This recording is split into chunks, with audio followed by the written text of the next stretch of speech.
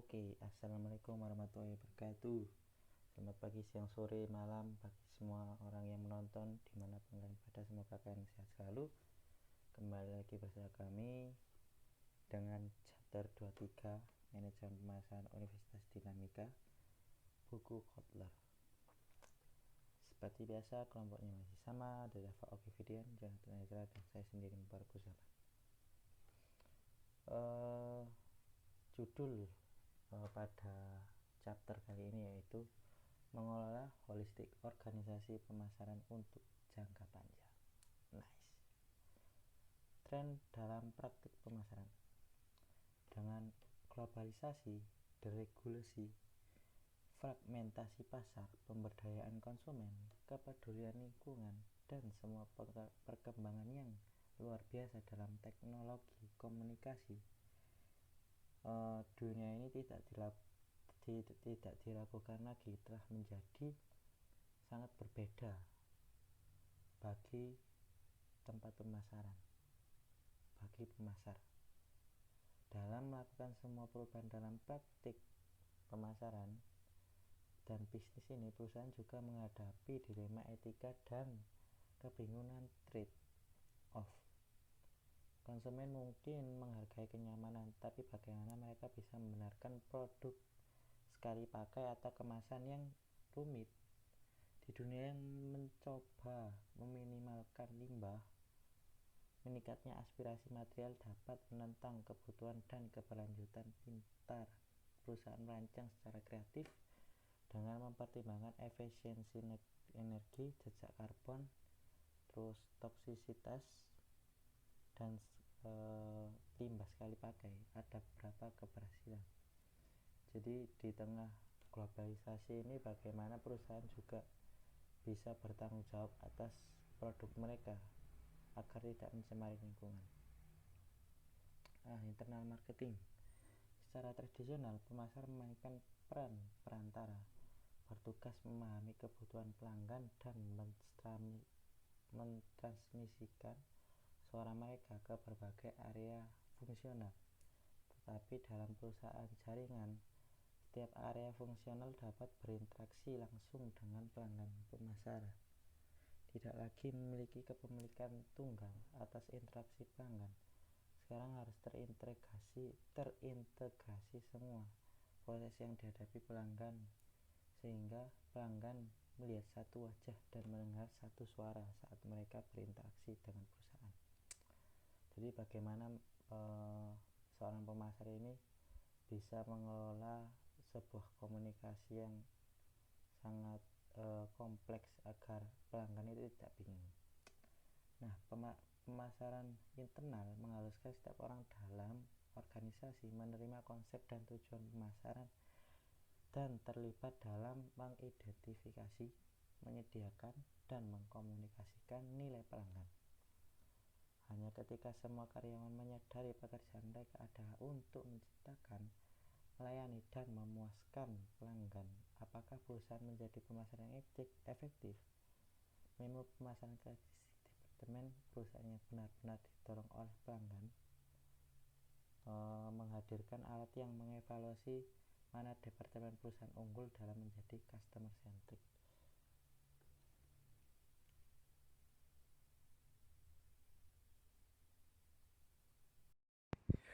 Membangun organisasi pemasaran kreatif. Banyak perusahaan menyadari bahwa mereka belum benar-benar didorong oleh pasar dan pelanggan mereka. Mereka lebih sering didorong oleh produk dan penjualan. Jadi yang dimaksud di sini adalah kebanyakan perusahaan itu masih belum menjalani atau melakukan suatu produksi misalkan ya, yang didasari oleh permintaan pasar atau permintaan seorang pelanggan.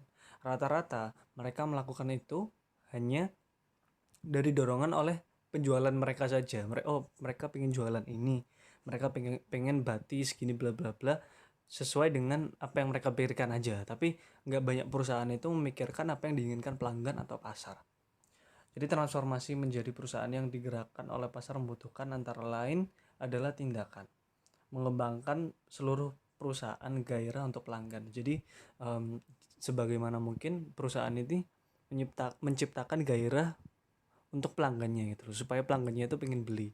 Permintaan pelanggan itu seperti apa, perusahaan ini mencukupi permintaan tersebut. Pengorganisasian di sekitar segmen pelanggan, bukan produk. Jadi misalkan pengorganisasian di segmen pelanggan bukan produk ini misalkan motor gitu ya, Harley Davidson gitu.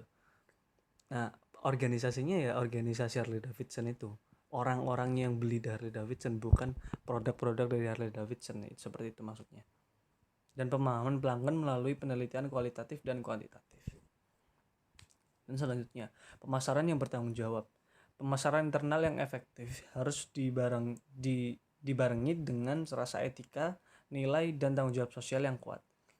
Jadi pemasaran yang efektif, pemasaran internal, pemasaran dari dalam, itu juga harus dipadukan dengan rasa etika, nilai, dan tanggung jawab sosial yang kuat. Mengambil peran yang lebih aktif dan strategis dalam tanggung jawab sosial. Perusahaan dianggap menguntungkan bukan hanya pelanggan, karyawan, masyarakat, dan lingkungan, tetapi juga pemegang saham. Jadi gimana kita bisa mempertanggungjawabkan pemasaran ini bukan hanya bisa menguntungkan orang kita saja, maksudnya tidak hanya orang yang dalam perusahaan saja yang untung, tapi sebagai investor kita juga diuntungkan gitu. Sebagai pelanggan juga diuntungkan. Perusahaan merasa mereka juga diuntungkan dengan cara yang berbeda. Jadi ya di sekitar perusahaan juga merasa untung gitu.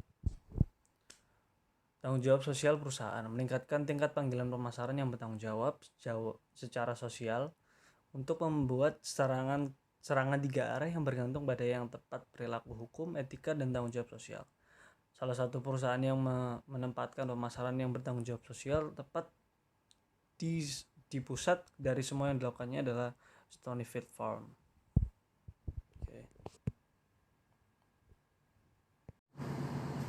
Masa depan pemasaran. Manajemen Puncak menyadari bahwa pemasaran membutuhkan lebih banyak akuntabilitas daripada di masa lalu. Memo pemasaran. Kelemahan pemasaran utama. Merangkum kekurangan utama perusahaan dalam pemasaran dan bagaimana mereka menemukan hal yang benar. Agar berhasil di masa depan, pemasaran harus lebih holistik dan tidak terlalu departemental. Pemasar harus mencapai pengaruh yang lebih luas di perusahaan, terus menciptakan ide-ide baru, dan mengupayakan wawasan pelanggan dengan